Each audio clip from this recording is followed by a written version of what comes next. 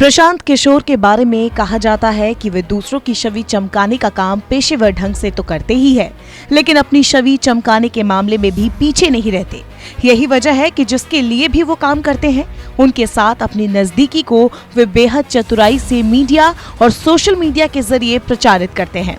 जिस दिन चुनाव के नतीजे आते हैं, उस दिन वे संबंधित पार्टी के टॉप नेता के साथ अपनी तस्वीर जारी करते हैं और साथ ही अपनी टीम को बधाई देते हुए सफलता का श्रेय भी लेते हैं।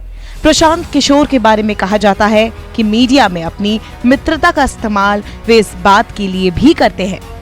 अब की बार मोदी सरकार और बिहार में बाहर है, नीतीश कुमार है जैसे नारे गढ़ने वाले प्रशांत किशोर पिछले 6 साल में राष्ट्रीय राजनीति में अपनी सशक्त पहचान बना चुके हैं। पीके नाम से पॉपुलर प्रशांत किशोर की मदद से अब तक कई राजनीतिक दल सत्ता की सीढ़ी चढ़ चुके हैं। फिलहाल प्रशांत किशोर जनता दल यूनाइटेड से निकाल दिए गए हैं।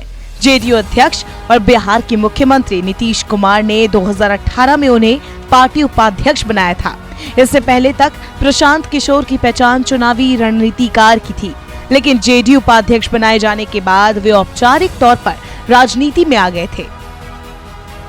पहले रणनीति और अब राजनीति, इन चंद शब्दों में प्रशांत किशोर के बारे में बहुत कुछ कह दिया जाता है। बिहार में जन्मे, पले, बढ़े, पढ़े और कई देशों में रह चुके प्रशांत किशोर को आज कौन नहीं जानता।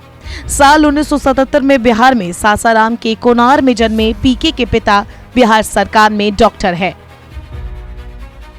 पीके की शुरुआती पढ़ाई बिहार में हुई और बाद में वे इंजीनियरिंग करने हैदराबाद चले गए। इसके बाद प्रशांत को मौका मिला और अफ्रीका जाकर यूनिसेफ में काम करने लगे, लेकिन ये नौकरी पीके को उतनी नहीं भाई और वे वापस अपने देश लौट आए। यहाँ आने के बाद पीके गुजरात में वाइब्रेंट गुजरात समिट से जुड़े और यही उनकी मुलाकात नरेंद्र मोदी से हुई। अफ्रीका में यूनिसेफ की नौकरी छोड़कर प्रशांत किशोर बतौर चुनावी रणनीतिकार पहली बार तब चर्चा में आए जब 2012 के गुजरात विधानसभा चुनावों में तब के मुख्यमंत्री नरेंद्र मोदी के साथ काम कर रहे थे। उस समय पहली बार किसी चुनाव में सोशल मीडिया और अत्याधुनिक तकनीक का इस्तेमाल किया गया था। 2013 में जब भाजपा ने नरेंद्र मोदी को अपना प्रधानमंत्री पद का उम्मीदवार घोषित किया, तो उस समय भी उनके प्रचार अभियान का नेतृत्व प्रशांत किशोर ने ही किया। अगले साल लोकसभा चुनाव में सोशल मीडिया और तकनीक का जिस तरह से इस्तेमाल किया गया था, वो अभूतपूर्व था, लेकिन भाजपा के साथ वे बहुत दिनों तक टिके नहीं। कहा गया कि नरेंद्र मोदी के सबसे खास माने जाने वाले अमित शाह जब भाजपा अध्यक्ष बने, तो उन्होंने प्रशांत किशोर को भाजपा से विदा करा दिया। भाजपा के ही कुछ लोग बताते हैं कि अमित शाह और प्रशांत किशोर के संबंध कभी अच्छे नहीं रहे। उनके मुताबिक 2012 में जब पहली बार प्रशांत किशोर नरेंद्र मोदी के लिए काम कर रहे थे, तब से ही दोनों नरेंद्र मोदी के सबसे खास बनने की होड़ में शामिल हो गए थे। वो ऐसा दौर था जब लंबे समय तक भाजपा के साथ रहे नीतीश कुमार नरेंद्र मोदी के नाम पर गठबंधन तोड़कर अपनी अलग राह ले चुके थे। बिहार में अपने धुर विरोधी लालू प्रसाद यादव की राष्ट्रीय जनता दल से उनकी नजदीकी बढ़ रही थी। नीतीश कुमार कांग्रेस के भी धुर विरोधी रहे हैं, लेकिन समय की नजाकत को देखते हुए उस वक्त वे कांग्रेस के नजदीक आ गए थे। उसी दौर में नीतीश कुमार की नजदीकी बिहार से ही आने वाले पीके से बढ़ी। नीतीश कुमार 2015 के बिहार विधानसभा चुनाव की तैयारी कर रहे थे। भाजपा से अलग होकर 2014 का लोकसभा चुनाव लड़ने वाले नीतीश कुमार की पार्टी जेडीयू बिहार में 2 संसदीय सीटों पर ही सिमट कर रह गई थी। इसके बाद उन्होंने मुख्यमंत्री पद से इस्तीफा देकर जीतन राम मांझी को मुख्यमंत्री बना दिया था, जो उन्हें लगातार परेशान कर रहे था। इस पृष्ठभूमि में नीतीश कुमार जब 2015 के विधानसभा चुनावों की तैयारी में जुटे, तो फिर से मुख्यमंत्री बनने के लिए जरूरी था कि वे एक असंभव सा लगने वाला गठबंधन तैयार करें। इस गठबंधन में जेडीयू के अलावा कांग्रेस और आरजेडी को शामिल होना था। उस वक्त पीके ने इन तीनों पार्टियों के बीच पुल का काम किया। कहना गलत नहीं होगा कि इस काम में वे सफल रहे और इस गठबंधन ने बिहार विधानसभा चुनाव में जबरदस्त जीत हासिल की। नीतीश कुमार के जनसंपर्क अभियान हर हर दस्तक और बिहार में बहारे नीतीश कुमार है जैसे लोकप्रिय नारे के पीछे भी किशोर ही थे। इस कामयाबी के बाद नीतीश कुमार से प्रशांत किशोर की नजदीकी और बढ़ गई।